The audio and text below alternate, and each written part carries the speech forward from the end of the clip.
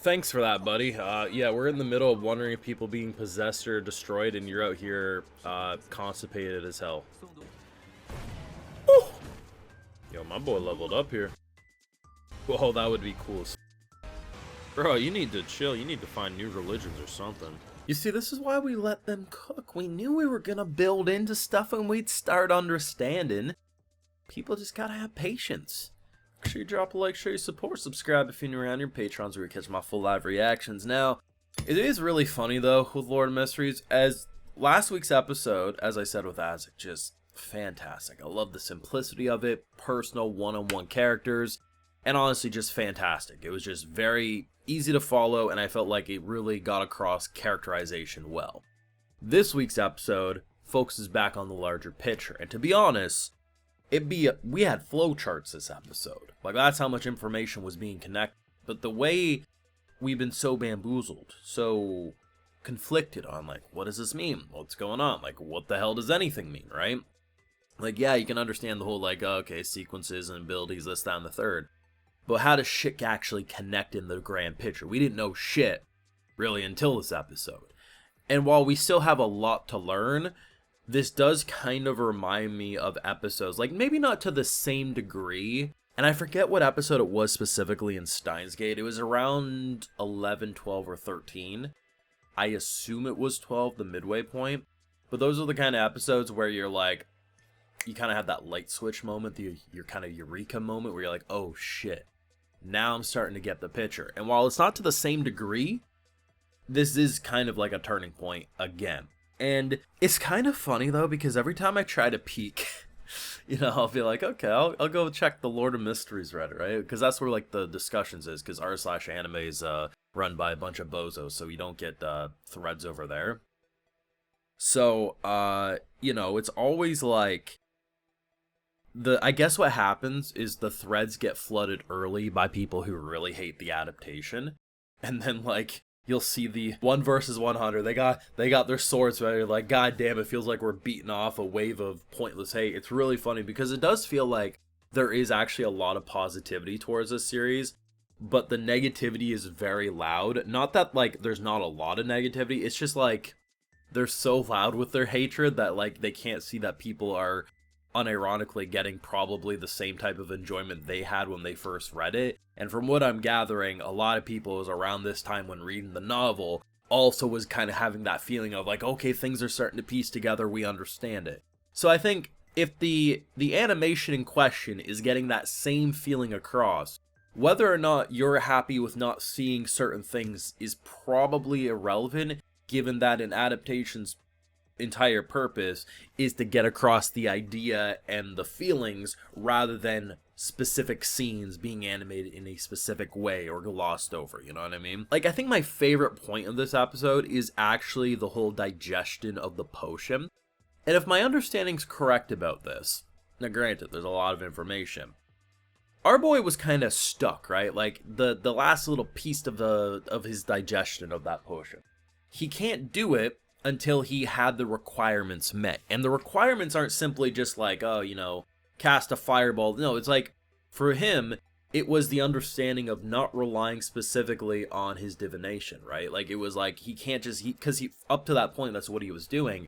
And he kind of had that moment where he's like, yeah, I guess I can't, I gotta stop just thinking that this is all it is. And because of that, he ended up having his Jimmy Neutron Brain Blast moment, digested that potion, and now he's able to do some crazy Harry Potter flying around. It was a cool sequence, I gotta admit. I really, really enjoyed it. In a weird way, it kind of reminded me of Attack on Titan maneuver gear, just rather than swinging with cables, we were flying, and I thought it was awesome. But it's cool because when you think back to earlier episodes and stuff, when you have characters who are like very careful with recipes and stuff, it shows why they're careful, because you gotta follow a specific sequence, a specific flow.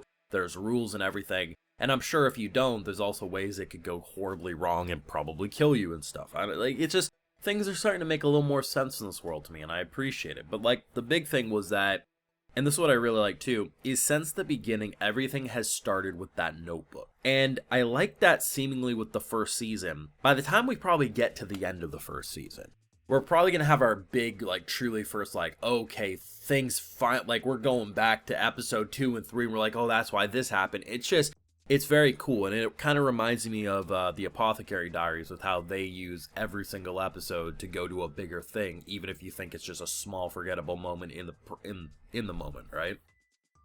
So the idea that they end up placing the book inside like their little chamber where they keep artifacts, and our boy gets jump scared by the cloth doll, and is trying to hand him something.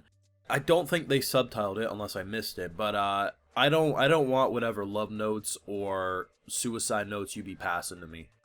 I gotta be 100%. I don't want anything that you're selling.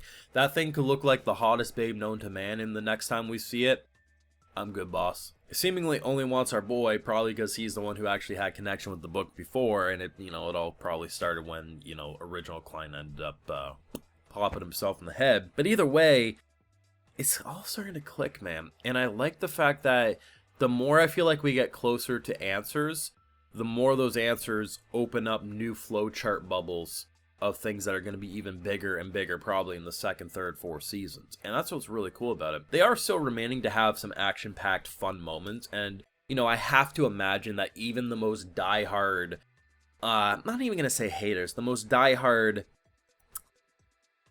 I don't got a better word, the most diehard haters for the show, and I'm not even using that as an insult, have to probably believe that the action sequences are better in this show than it was reading it. Like, I just refuse to believe your imagination did better than the cinematography for the action in this show. Like, I just can't. At some point, though, I have to assume we ain't gonna escape the jump scares of True God over here, who's just like the true creator who like jump scares us, looks at us, and says, what do you think you're doing?